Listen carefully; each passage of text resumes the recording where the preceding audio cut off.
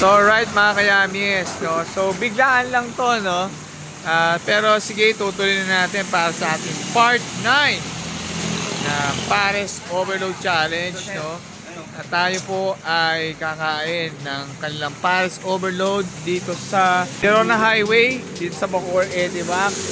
Ang kapalan, DK Organic Product, no? Kain tayo ng kanilang Pares Overload dyan, kayamis, no? Titikman natin yan para sa ating part 9 series ng ating Pares Overload Challenge. So, tingnan natin, baka ito ang tumalo sa pinakamasarap nating Pares na tikman sa buong challenge nito. So, ito na mga kayamis, no? Titikman na natin itong Pares Overload Challenge dito ng DK, no?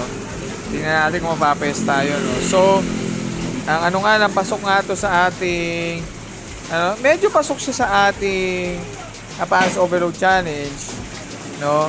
Kasi alos masabi mo na rin naman nagpapa-only rice sila, no? Kasi ang capacity lang ng tiyan ko ay 2 rice, kaya kinagat na natin tong isang parisan na ito, no? Para matikman natin kung ano bang lasa ng kanilang pares dito. So umuulan ngayon dito sa Bacoor, Edivac, kung saan tayo kakain ng ating pang-siyam na pares na titikman.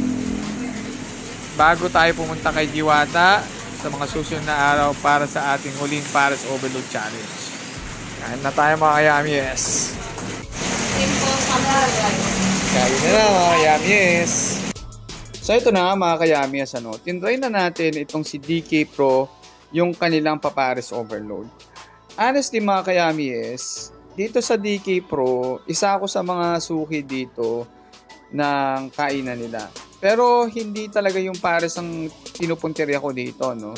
Yung kinakain ko lagi talaga dito ay yung kanilang Gotong Batangas. Yung Gotong Batangas kasi nila rito, solid talaga na napakasarap, no? At talagang babalik-balikan mo sa sarap yung kanilang Gotong Batangas. Sa pagkakataong ito kasi, titikman lang natin ang Pares Overload kung talaga bang masarap ang kanilang Pares Overload dito, no? So ayan mga kayamis, no? So tinikman natin itong Pares Overload nila. To be honest, ang lasa ng kanilang Pares Overload ay medyo sabihin natin malapit siya sa level ng Encanto Pares, no? So masarap din yung kanilang papares dito, no? Yung lugar ay nasa tabing kalsada lang, pero masasabi mong isa siya sa malilinis na lugar na kinainan natin dito, ano. It is just that, ito rin pala, no, although malinis yung lugar, no, tawagin nyo man ako maarte, pero okay lang, wala namang problema.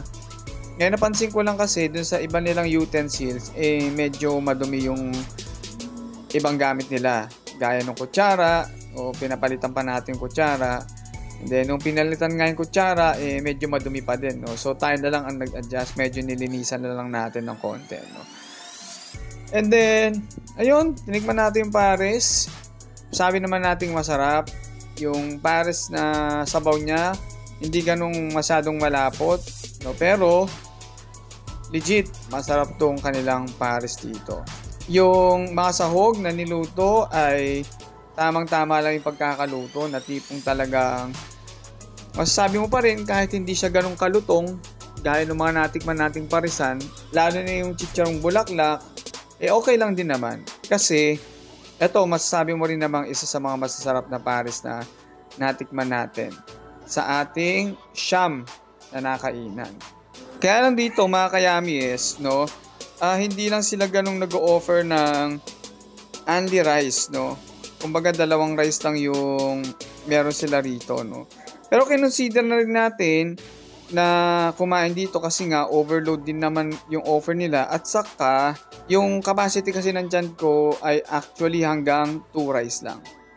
Ang presyo ng kanilang Pares Overload dito ay 130 pesos.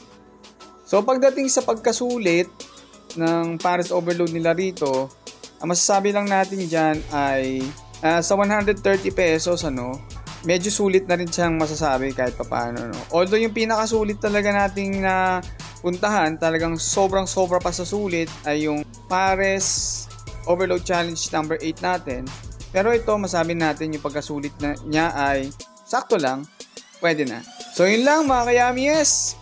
At abangan nyo ang ating pinakahuling Pares Overload Challenge Part 10, ang kay Diwata Pares Overload. Yun lang mga kayamies, and have a great day sa inyo lahat. Paalam!